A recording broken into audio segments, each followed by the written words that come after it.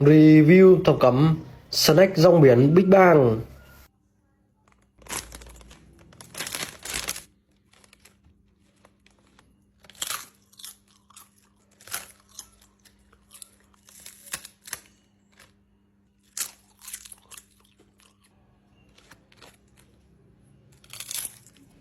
Wow, rong biển này ăn rất là giòn, khiến mình khá là bất ngờ.